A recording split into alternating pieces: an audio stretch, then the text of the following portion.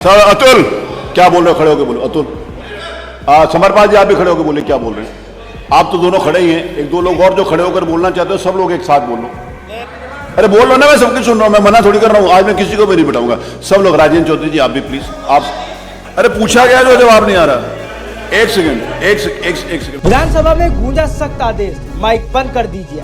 आखिर ऐसा क्या हुआ कि स्पीकर को मंत्री पर दिखाना पड़ा गुस्सा? जब सदन में बड़ा शोर तो स्पीकर का पारा हुआ हाई। क्या यह सिर्फ बहस थी या अनुशासन पर बड़ा सवाल? योगी सरकार के मंत्री पर स्पीकर की सख्ती, क्या टूटा सदन का नियम या बढ़ गई राजनीति की गर्मी? नमस्कार, आप देख रहे हैं हेडलाइन फोकस और आज हम बात कर रहे हैं उत्तर प्रदेश की राजनीति में हुई उस बड़ी घटना की जिसने विधानसभा के माहौल को गरमा दिया है। मामला है उत्तर प्रदेश विधानसभा के अध्यक्ष सतीश महाना के गुस्से का, जब उन्होंने सदन में एक मंत्री पर नाराजगी जताते हुए यहाँ तक कह दिया कि माइक बंद कर दीजिए। आखिर ऐसा क्या हुआ कि सदन की कार्रवाई के दौरान स्पीकर को इतना सख्त रुख अपनाना पड़ा? क्या यह सिर्फ एक सामान्य राजनीतिक नोकझोंक थी या इसके पीछे कोई बड़ा कारण छिपा है? इस पूरे घटनाक्रम को समझने के लिए हमें पहले विधानसभा की कार्रवाई, स्पीकर की भूमिका और विधानसभा माहौल को आसान शब्दों में समझना होगा। उत्तर प्रदेश की विधानसभा, जिसे औपचारिक रूप से उत्तर प्रदेश विधानसभा कहा जाता है, लोकतंत्र का वह मंच है जहां जनता द्वारा चुने गए प्रतिनिधि कानून बनाते हैं, सरकार से सवाल पूछते हैं और राज्य के विकास से जुड़े मुद्दों पर चर्चा करते हैं। यह हर सदस्य को बोलने का अधिकार है, लेकिन यह अधिकार नियमों और अनुशासन के दायरे में होता है। सदन की कार्रवाई को शांतिपूर्ण और नियमों के अनुसार चलाना स्पीकर की जिम्मेदारी होती है। स्पीकर का पद बेहद महत्वपूर्ण और संवैधानिक होता है, क्योंकि वही तय करता है कि कौन बोलेगा, कितनी देर बोलेगा और कब किसी सदस्य को रोका जाएगा। उस दिन विधानसभा में बजट सत्र चल रहा था, जो किसी भी सरकार के लिए बेहद अहम होता है, क्योंकि इसी दौरान सरकार अपने खर्च योजनाएं और आने वाले साल की प्राथमिकताएं बताती है। बजट सत्र में अक्सर सरकार और विपक्ष के बीच तीखी बहस होती है, क्योंकि विपक्ष सरकार से सवाल पूछता है और सरकार अपनी उपलब्धियां गिनाती है। उसी दौरान योगी सरकार के एक मंत्री सदन में बोल रहे थे। यह भी समझना जरूरी है कि उत्तर प्रदेश में इस समय सरकार का नेतृत्व मुख्यमंत्री योगी आदित्यनाथ कर रहे हैं और उनकी सरकार के मंत्री अपने अपने विभागों का भाग और पक्ष रखते हैं। बताया गया है कि जब मंत्री बोल रहे थे तब विपक्षी सदस्य बीच बीच में टोका टाकी कर रहे थे। सदन में शोर बढ़ने लगा और माहौल थोड़ा गर्मा गया। स्पीकर बार बार व्यवस्था बनाए रखने की कोशिश कर रहे थे। नियम के अनुसार जब कोई सदस्य बोल रहा होता है तो बाकी सदस्यों को शांत रहना चाहिए, लेकिन कई बार राजनीतिक गर्मी इतनी बढ़ जाती है कि नियम पीछे छूट जाते हैं। इसी दौरान मंत्री और विपक्ष के बीच तीखी बहस शुरू हो गई। रिपोर्ट के अनुसार मंत्री ने अपनी बात जारी रखी, जबकि स्पीकर व्यवस्था बनाने की कोशिश कर रहे थे।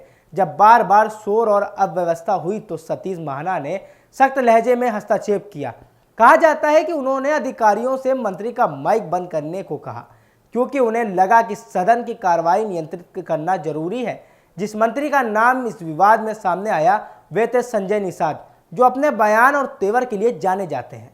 बताया गया कि जब वे बोल रहे थे तो विपक्ष ने विरोध जताया और माहौल इतना शोरगुल वाला हो गया कि स्पीकर को लगा कि सदन की गरिमा प्रभावित हो रही है।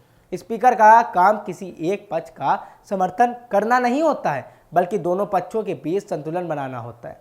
अगर कोई सदस्य नियमों का पालन नहीं करता है या अध्यक्ष के निर्देशों को अनदेखी करता है तो स्पीकर को कार्रवाई करनी पड़ती है। माइक बंद करना एक प्रतीकात्मक और प्रशासनिक कदम होता है, जिससे यह संदेश जाता है कि सदन में अनुशासन सर्वोपरि है।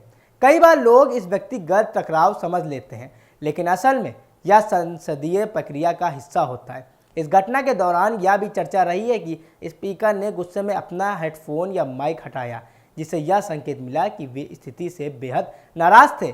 लेकिन हमें यह समझना चाहिए कि विधानसभा में हर शब्द रिकॉर्ड होता है और हर कार्रवाई का संवैधानिक महत्व होता है। अगर स्पीकर शक्ति नहीं दिखाएगा तो सदन अराजक हो सकता है। लोकतंत्र में बहस जरूरी है, लेकिन बहस और हंगामे में फर्क होता है।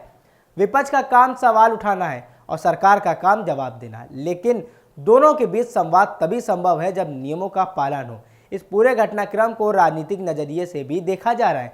कुछ लोग इसे सत्ता पक्ष के अंदर की नाराजगी बता रहे हैं तो कुछ इसे विपक्ष और सरकार के बीच सामान्य टकराव मान रहे हैं। लेकिन सच्चाई ये है कि विधानसभा में ऐसी घटनाएं नई नहीं है।